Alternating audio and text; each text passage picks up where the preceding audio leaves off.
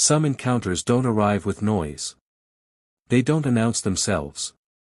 They simply sit in your life, unassuming, calm, until one day you look back and realize everything changed the moment they entered. That's how Aurelian Vale entered my world. Not like thunder. Not like fire. But like a hush so deep it made my spirit lean forward. I met him in a borrowed moment, in a house that was not mine, through a friendship that had already survived years of laughter, tears, borrowed clothes, and midnight prayers. He was my best friend Lola's elder brother, the kind of detail that should have made him invisible. But some people refuse to be unseen. The first time I saw him, I did not decide to love him. Love decided me. He walked into the room with a quiet authority that did not demand attention yet commanded it anyway. Not loud. Not showy. Clean. Intentional. The type of man whose silence had weight. His eyes looked like they had studied patience and graduated with honors. I felt something ancient stir in me. And I hated it. Because love, I had learned, was dangerous when rushed. So I did what I had perfected over the years, I became disciplined. I became composed. I folded my feelings neatly and sat on them like a queen guarding a secret letter. If he was meant to notice me, he would. If not, I would survive it with dignity. So I waited. But waiting does not always mean doing nothing. Instead of words, I brought presence. Instead of confessions, I brought care. Instead of vulnerability, I brought cookies. Chocolate cookies. Not the internet kind. Not the Russian mix kind. These were the kind of cookies that came from lineage. From hands that had survived hunger and still learned generosity. My grandmother had taught me how to make them in a kitchen that smelled like firewood and faith. She used to say, some recipes are prayers. You don't rush them. So I didn't. Every time I visited Lola, I came bearing warmth wrapped in foil. Not as bait. Not as strategy. But as a quiet offering. One evening, an evening that would later glow in my memory like prophecy, we sat together in the living room. The lights were low, the movie murmuring in the background, the ceramic plate resting between us like an altar. Me. Lola. And Aurelian. At first, he ignored the cookies. Or pretended to.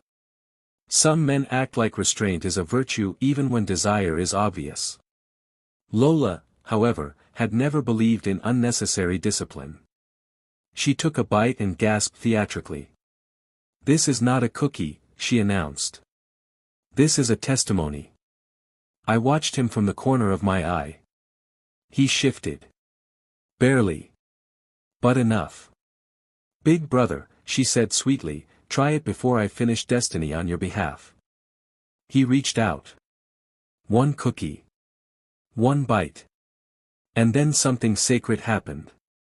His face changed, not dramatically, not comically, but softly, like a man remembering joy after a long season of seriousness.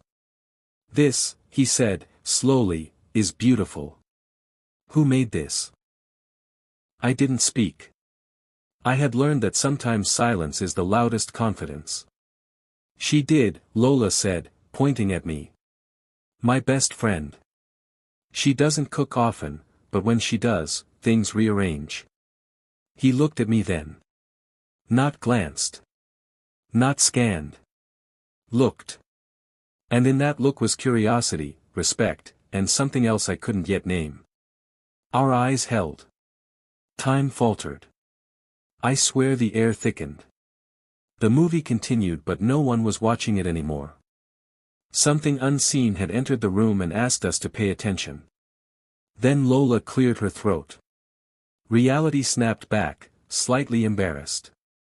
Aurelian stood abruptly, took more cookies, and retreated to the dining table like a man who needed distance from revelation.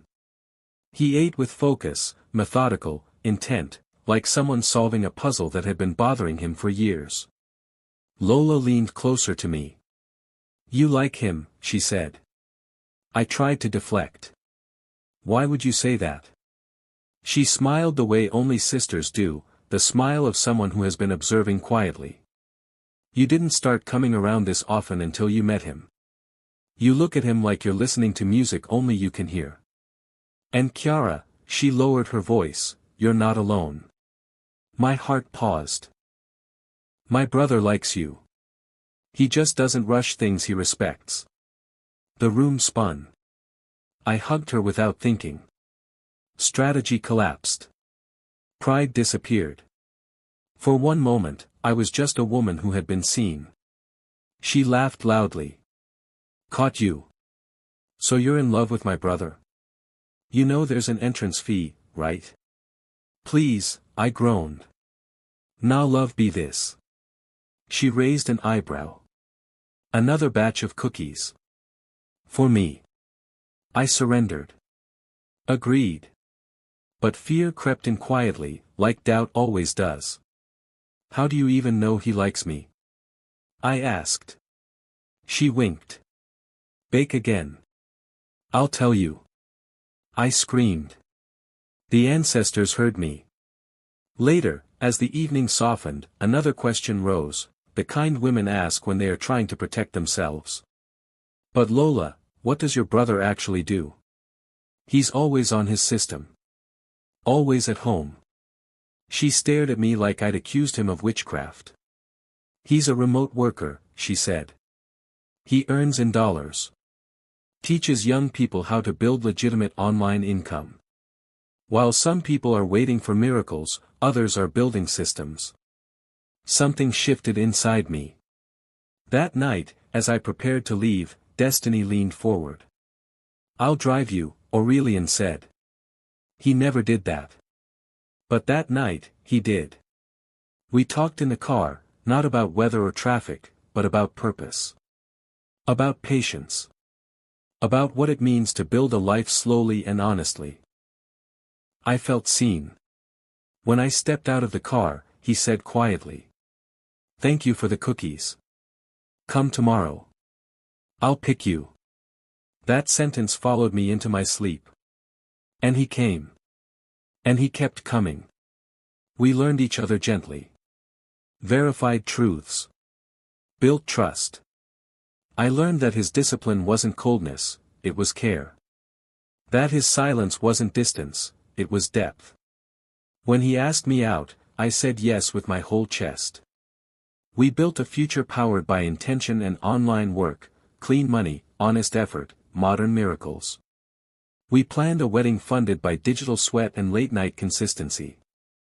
Today, I am married to a man who is present. Who works remotely. Who loves intentionally. Who does not chase shadows while neglecting home. And when people ask how I got his attention, I smile. I don't know if it was the cookies. But I know this. Some destinies don't shout. They whisper. And if you're patient enough, you'll hear them calling your name.